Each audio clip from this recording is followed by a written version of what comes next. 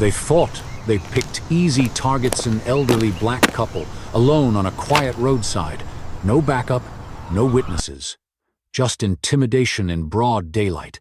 But what the officers didn't know, their son was minutes away. And when that uniformed Marine stepped out of his truck, the entire power dynamic shattered. What happened next turned the whole town into witnesses. Before we get deeper into this, I want to know, where are you watching from? Drop your city or country in the comments. It's always powerful to see how far these stories travel. The sun dripped honey gold through the trees, painting the old Buick in a warm, inviting light. Inside, Samuel and Clara Peterson hummed along to a gospel tune on the radio. Samuel, with his worn hands resting gently on the steering wheel, glanced over at Clara. Her smile, as bright as the sunshine, always calmed him. They were celebrating their 50th wedding anniversary that week, and this Sunday drive was their little escape, a quiet moment stolen from the hustle and bustle of family life. Clara pointed out a field of sunflowers. Their faces turned towards the sky like hopeful prayers. Samuel chuckled, remembering how she used to fill their tiny apartment with sunflowers when they were first married. They were simple pleasures, these shared moments, the comfortable silence between two souls who knew each other inside and out. This Sunday drive was more than just a trip. It was a testament to a love that had weathered every storm, a peaceful interlude in a life well lived. As the gospel tune faded, Clara suggested a coffee break. "There's that little diner just up ahead, Samuel," she said, pointing to a weathered sign promising hot coffee, homemade pie. Samuel readily agreed. He'd been wanting to try their apple pie for ages. He signaled, carefully pulling the Buick off the main road and onto the gravel parking lot. The diner was a cozy, unassuming spot with a few outdoor tables shaded by large umbrellas. The air smelled of freshly brewed coffee and frying bacon. Samuel helped Clara out of the car, taking her arm as they walked towards the entrance. They chose a table outside, basking in the warm sunshine.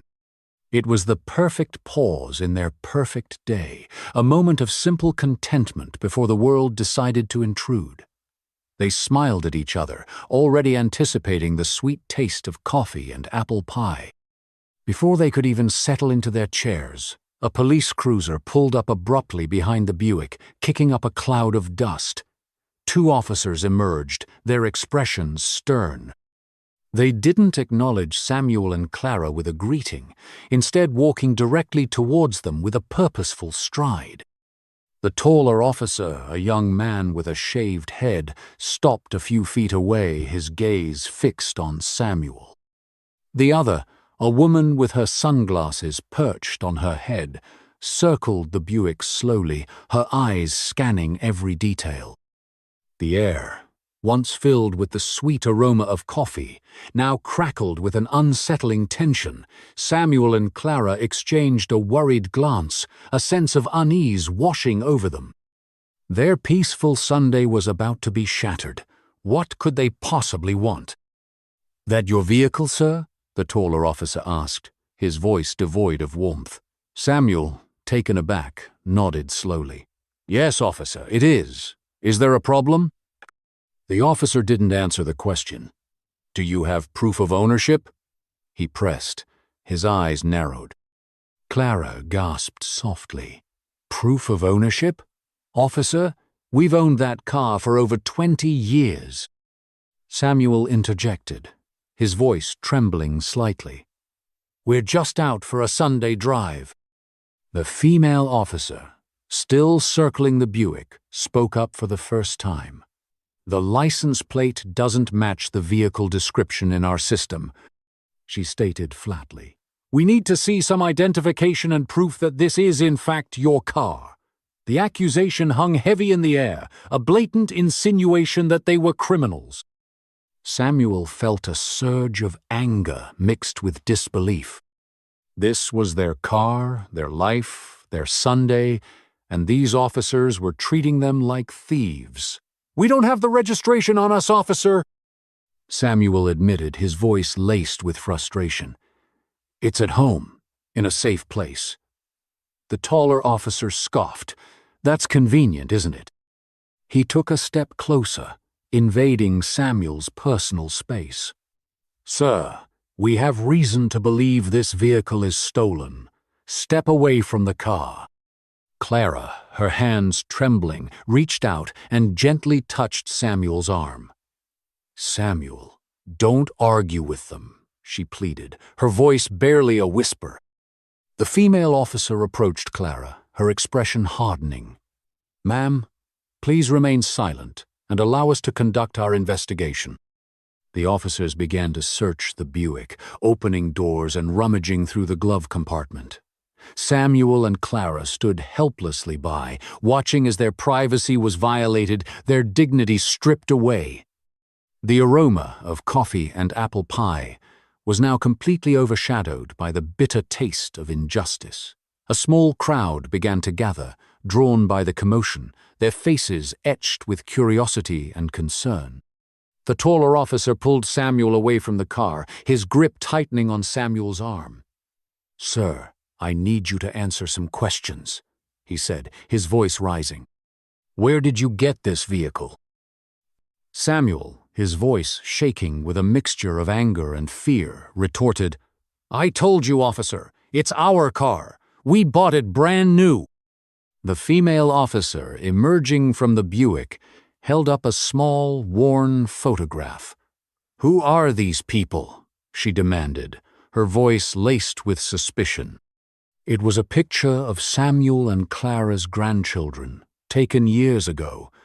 Clara's eyes welled up with tears. This was no longer a simple misunderstanding, it was deliberate harassment. The crowd grew larger, their murmurs of disapproval growing louder. Just when the situation seemed about to spiral completely out of control, another vehicle pulled into the parking lot, a dark SUV. And a man in uniform stepped out. The man was tall and broad-shouldered, his Marine uniform crisp and immaculate. It was their son, David. He had been driving to surprise them for their anniversary, his heart filled with excitement. But as he pulled into the diner parking lot, his joy turned to ice. He saw his parents standing beside their car, looking distressed. He saw the two police officers, their postures aggressive. He recognized the tension in the air, the gathering crowd, the unmistakable signs of injustice. David's jaw tightened.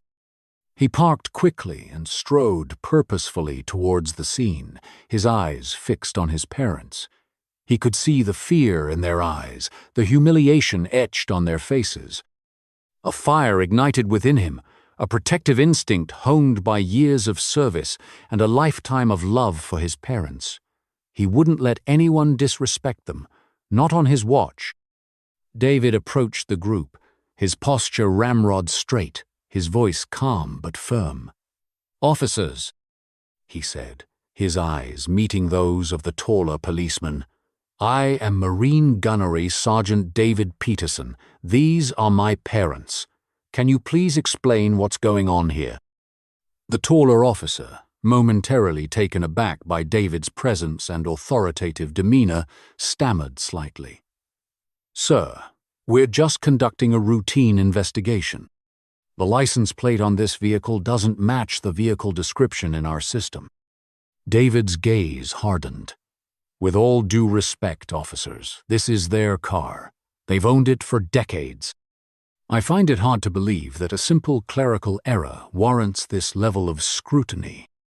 He paused, letting his words sink in. Are you aware of the distress you're causing my parents? They're elderly, and this is completely unnecessary. His voice, though controlled, carried an unmistakable undercurrent of steel. This isn't just about a license plate, is it, officers? David continued, his voice gaining strength. It's about how you approached my parents, the assumptions you made, the way you treated them with blatant disrespect. He stepped closer, his eyes blazing with righteous anger. They are law-abiding citizens, pillars of this community. They deserve respect, just like anyone else." He turned to the crowd, his voice resonating with conviction. "My parents have worked hard their entire lives, raised a family, and contributed to society. They deserve to enjoy a peaceful Sunday without being subjected to this kind of harassment." He faced the officers again, his expression unwavering.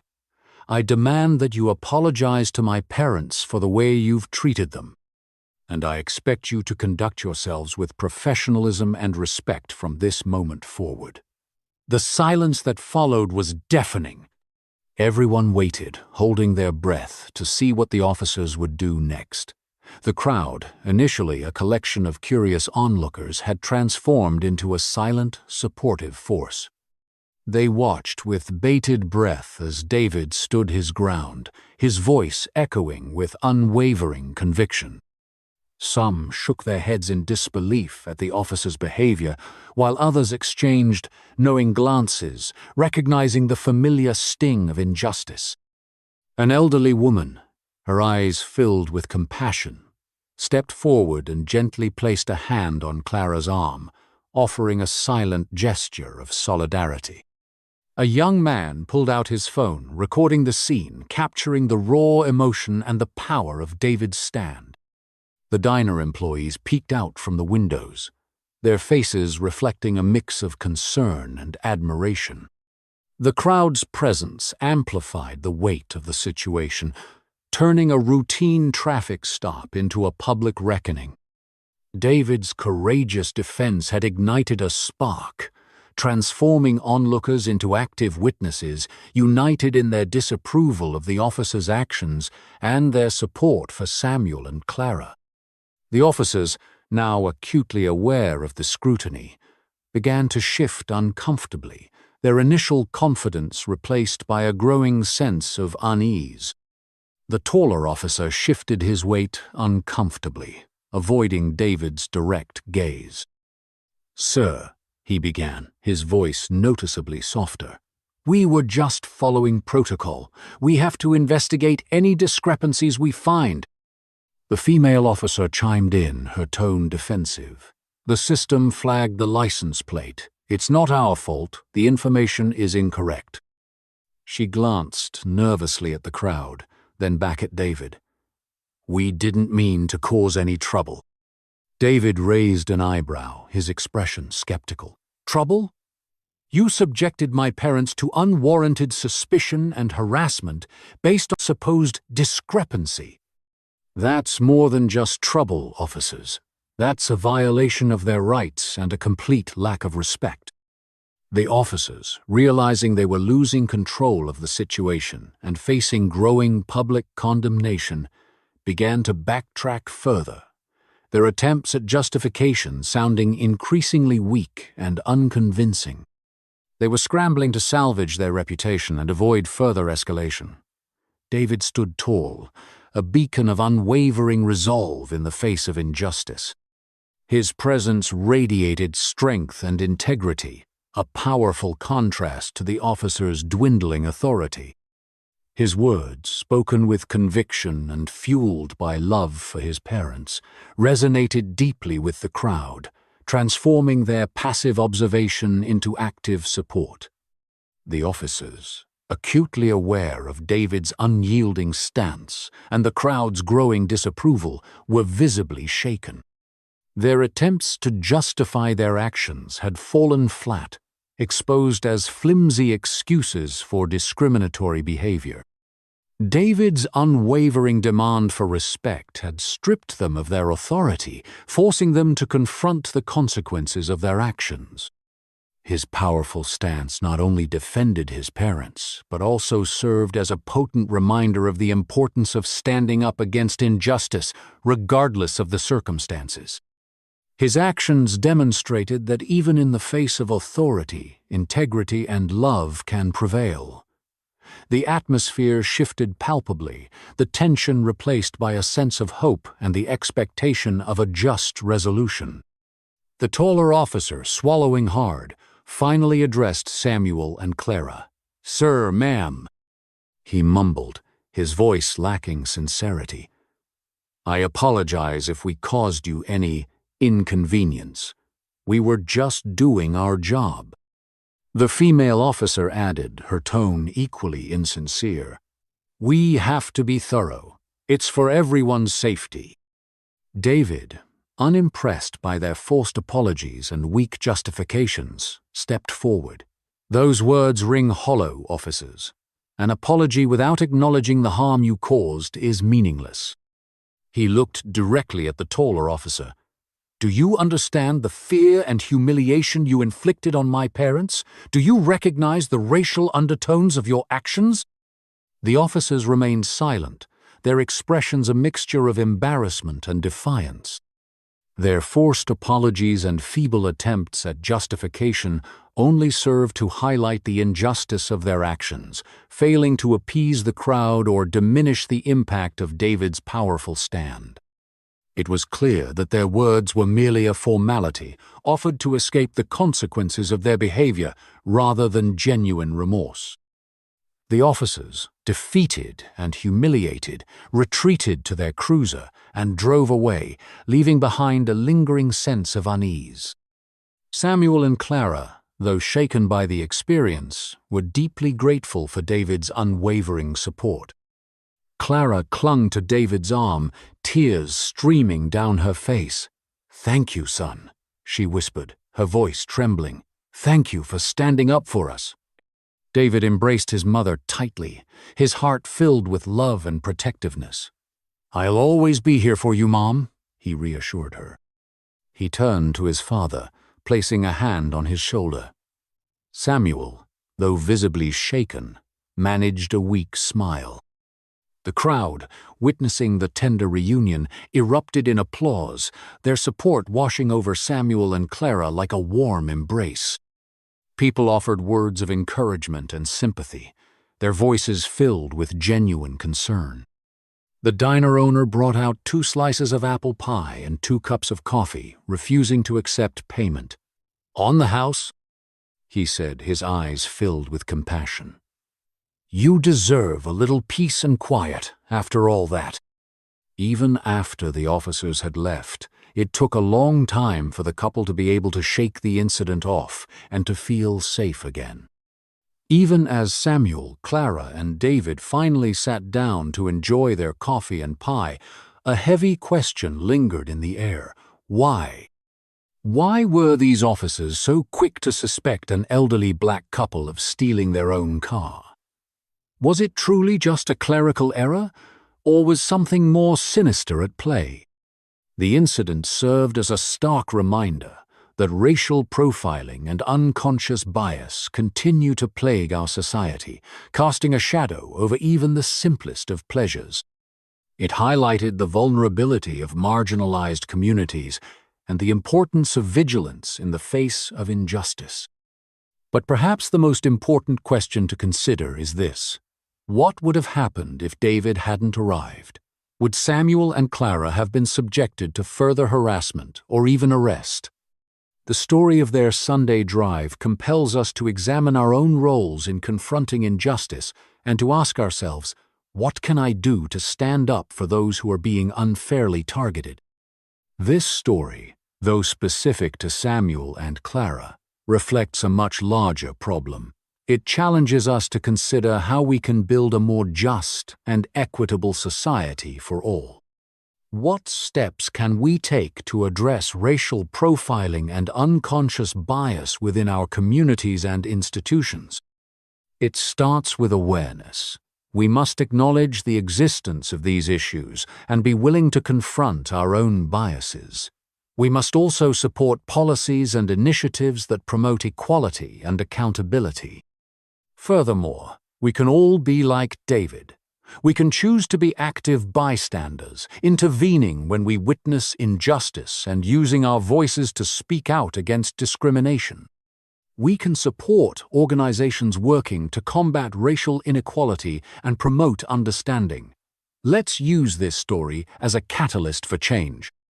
Let's commit to creating a world where everyone, regardless of their race or background, can enjoy a peaceful Sunday drive without fear of prejudice or harassment. Let's make David's powerful stand the norm, not the exception. Let's make sure that such incidents do not repeat. Let's start now. Thanks for watching all the way through. If stories like this matter to you, hit that subscribe. I'll meet you down in the comments. We've got a lot to talk about.